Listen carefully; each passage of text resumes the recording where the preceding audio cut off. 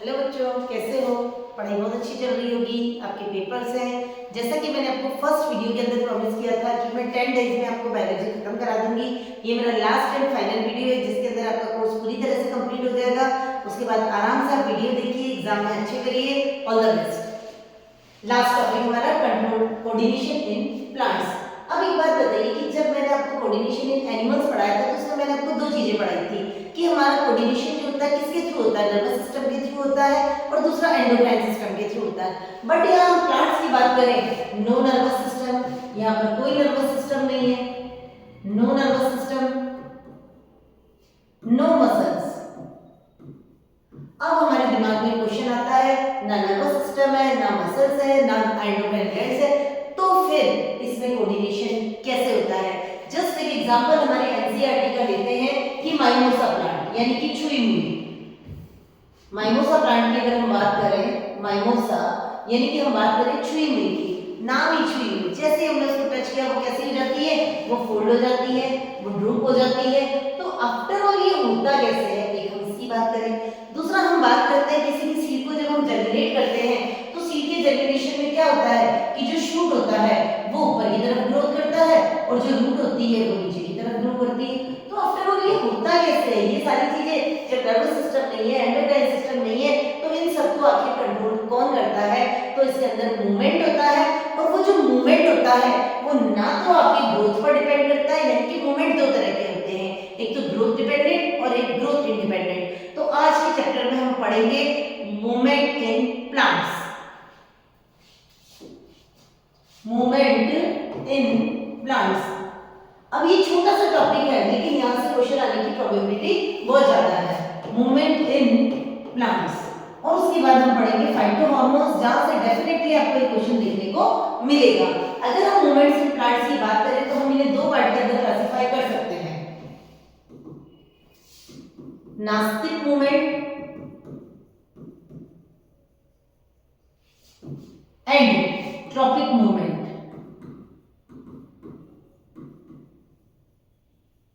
जिसे आप ट्रॉपिज्म भी कह सकते हो।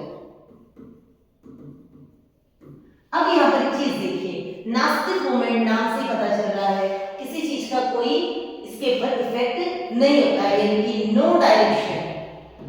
ये डायरेक्शनलेस होता है, इसमें डायरेक्शन का कोई इफेक्ट नहीं पड़ता है। लेकिन ट्रॉपिक मूवमेंट यहां पर डायरेक्शन इफेक्ट करता है, डायरेक्शन के अकॉर्डिंग इसका काम होता है। अगर हम ट्रॉपिक मूवमेंट को और क्लासिफाई करें तो हम ट्रॉपिक मूवमेंट को और 5 पार्ट्स के अंदर डिवाइड कर सकते हैं। नंबर 1 फोटोट्रॉपिज्म, जियोट्रॉपिज्म, हाइड्रोट्रॉपिज्म,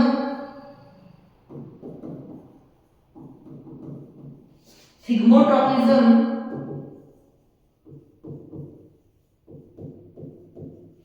और कीमोट्रॉपिज्म। बच्चों बहुत ही इंटरेस्टिंग, बहुत ही इजी और बहुत ही अच्छा टॉपिक है जिसे आप आराम से एक एक वर्ड्स में समझ सकते हैं कि इन सब का क्या मतलब है। सिर्फ आपको एक एक वर्ड का ध्यान रखना है और इसकी डिफाइन को आपको लर्न करने की आवश्यकता ही नहीं होगी, आप आराम से इनको कर सकेंगे।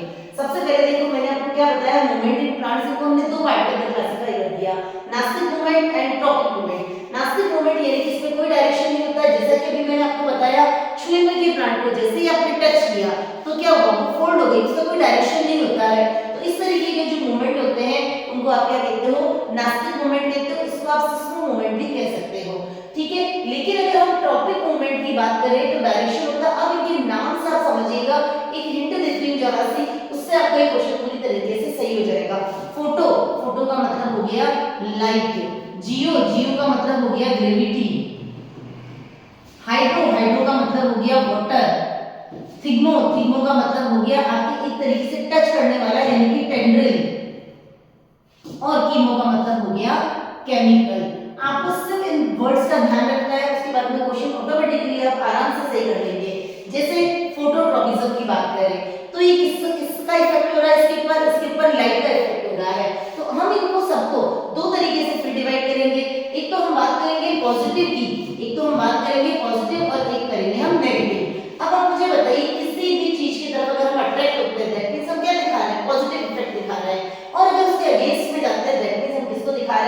नेगेटिव।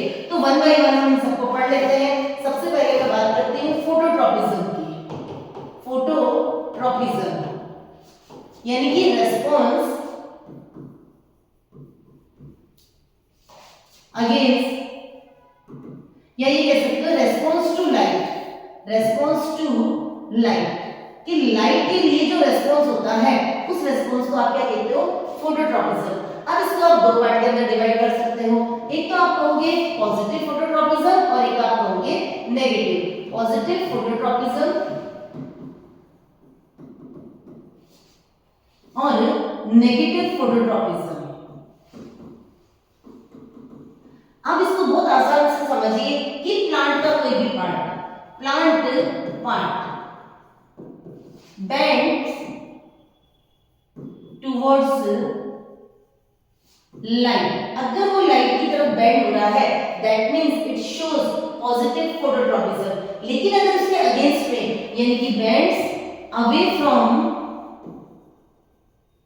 light, अगर लाइट से दूर अगर उसका मूवमेंट शो कर रहा है that means वो किसको रिप्रेजेंट कर रहा है? नेगेटिव फोटोट्रॉपिज्म को।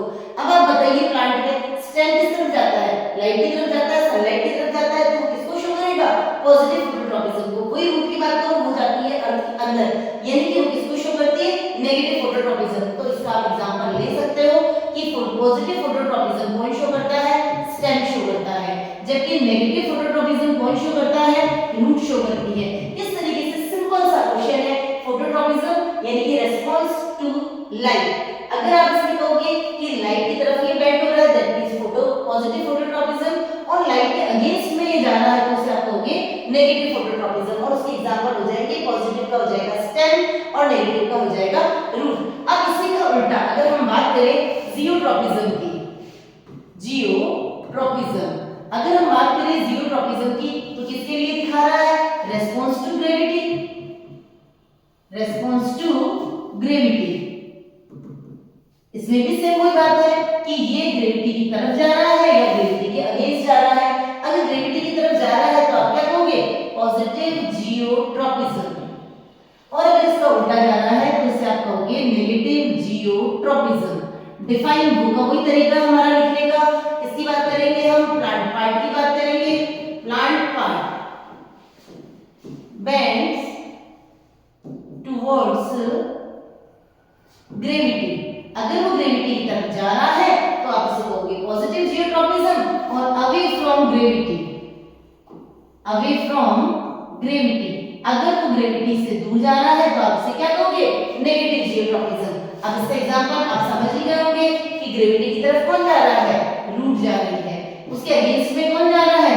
स्टेम जा रहा है। यानी कि आप फोटोट्रॉपिज्म और जियोट्रॉपिज्म के एग्जांपल बिल्कुल उल्टे हो गए। फोटोट्रॉपिज्म में क्या था? स्टेम, वो किसकी तरफ जा रहा था? लाइट की तरफ, जबकि जियोट्रॉपिज्म के अंदर रूट वो जा रही है अर्थ की तरफ। तो इस तरीके से ये हो गया हमारा जियोट्रॉपिज्म। थर्ड पे चले हम तो वो हो जाएगा हमारा हाइड्रोट्रॉपिज्म। हाइड्रोट्रॉपिज्म अब आपको ये डिफाइन अच्छे से समझ में आ गई होगी। किसके लिए रेस्पॉन्स दिखा रहा है? Response to water. वाटर के लिए रेस्पॉन्स दिखा रहा है। अगर ये वाटर की तरफ जाता है तो पॉजिटिव, और वाटर के अगेंस्ट जाता है तो नेगेटिव फोटोट्रॉपिज्म। अब आप बताइए वाटर की तरफ कौन जाएगा? वाटर की तरफ जाएगी रूट, और वाटर के अगेंस्ट कौन जाएगा? वो जाएगा स्टेम। इस तरीके से हम इसको कर सकते हैं हाइड्रोट्रॉपिज्म। अब इसके बाद नेक्स्ट पॉइंट मैंने आपको बताया था थिग्मोट्रॉपिज्म।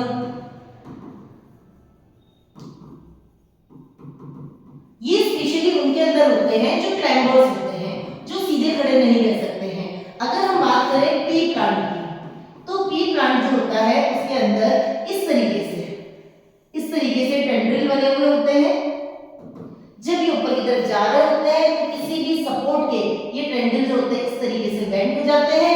इस तरीके से ये जो अपना मूवमेंट शो करते हैं, इस मूवमेंट को हम कहते हैं थिग्मोट्रॉपिज्म। लास्ट वाला मैंने आपको बताया था chemotropism. Chemotropism response to chemicals, यानी कि केमिकल्स के लिए कैसा रिस्पॉन्स। तो मैंने आपको जो फ्लावर वाला टॉपिक बताया था, तो फ्लावर वाले टॉपिक में मैंने आपको बताया था कि ये एंथर होता है, ये इसका फिलामेंट हो गया, इसको हम क्या बोलते हैं, इसको हम स्टेमेन बोलते हैं।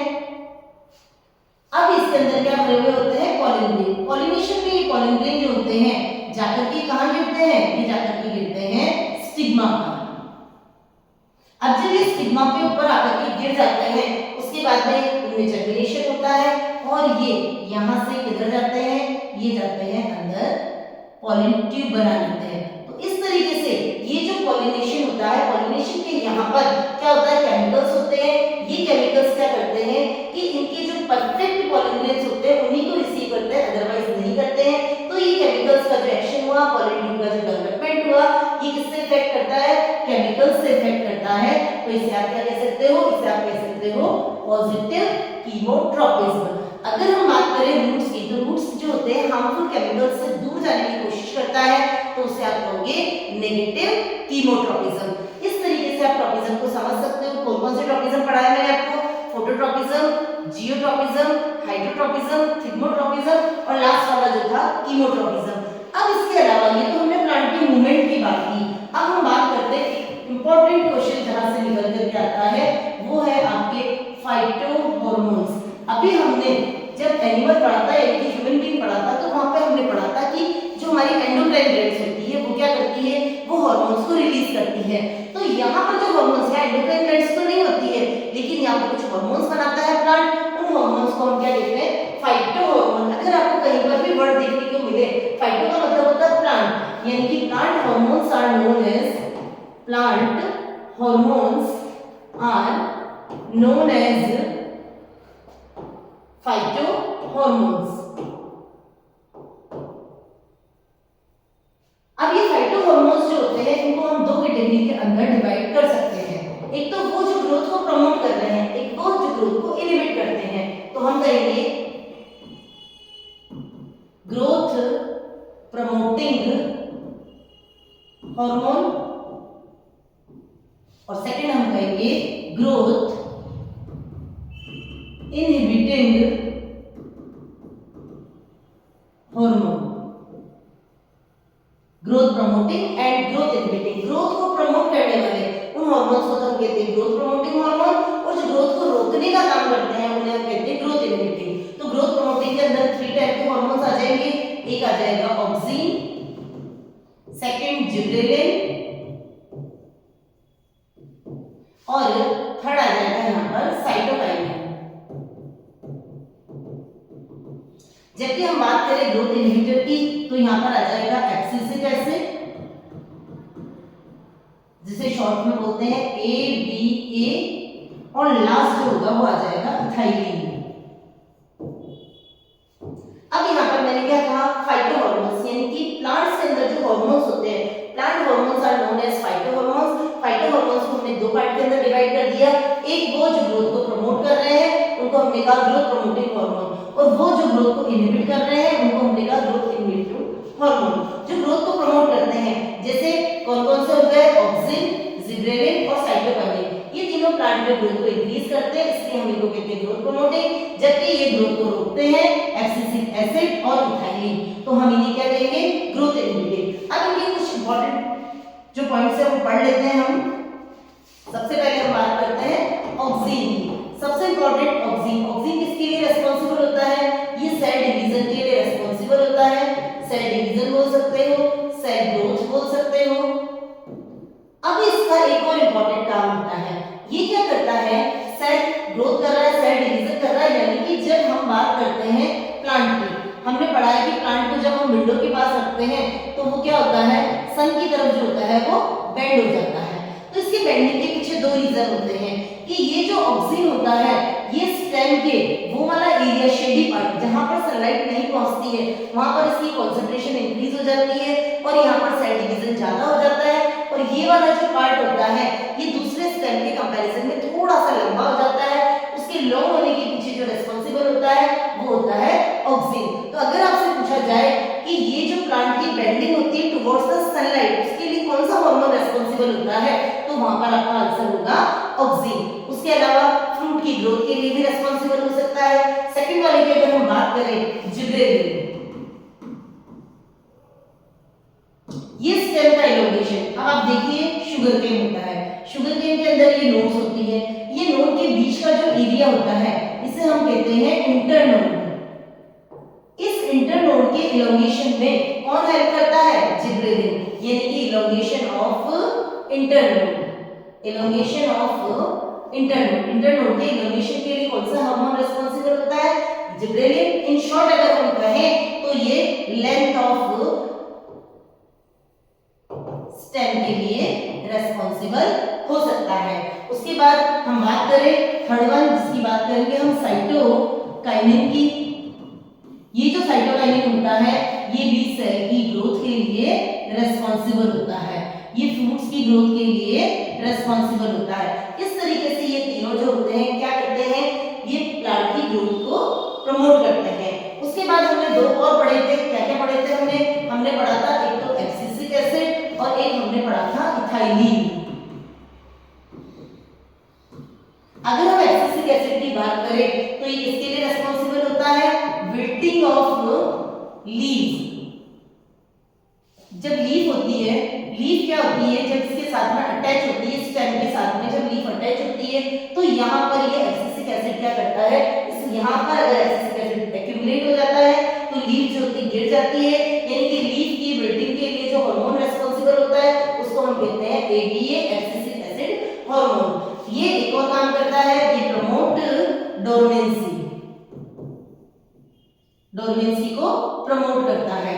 उसके बाद हम बात करें इथाइलिन की, ये एक इकलौता है जो गैसियस हार्मोन है, गैसियस हार्मोन, इकलौता गैसियस हार्मोन जिसे आप क्या कह सकते हो? इथाइलिन कह सकते हो। और सबसे इंपॉर्टेंट पॉइंट जो होता है ये किसके लिए रेस्पॉन्सिबल होता है? राइपनिंग ऑफ फ्रूट, ये फ्रूट के राइपनिंग के लिए रेस्पॉन्सिबल होता है। इस तरीके से मैंने आपको सारे के सारे पॉइंट्स, सारे के सारे आपको हार्मोन्स पढ़ा दिए हैं। मैंने सारे चैप्टर्स आपको सक्सेसफुली कंप्लीट करा दिए हैं। आप इनको रिवाइज करिए, अच्छे से रिवीजन करिए, लर्न करिए और एग्जाम में आप अच्छे से आंसर्स लिख करके आइए। अब मैं आपको एक चीज और बताना चाहती हूँ कि जब आप एग्जाम में आंसर लिख रहे हैं तो आपको आंसर लिखते टाइम किन किन चीजों को फॉलो करना है? Number 1 to the point answer, to the point. Number 2 well labelled diagram,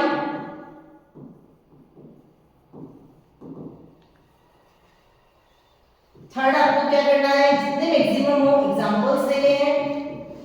उसके बाद आपको आंसर लिखते टाइम पार्टीशन, अगर आपको डिफरेंस पूछा जाता है तो पार्टीशन में आपको डिफरेंस लिखने हैं। इस तरीके से आप इन पॉइंट्स को फॉलो करते हुए एग्जाम दीजिए, अच्छे से मार्क्स लेंगे। ऑल द बेस्ट बच्चों, अच्छे से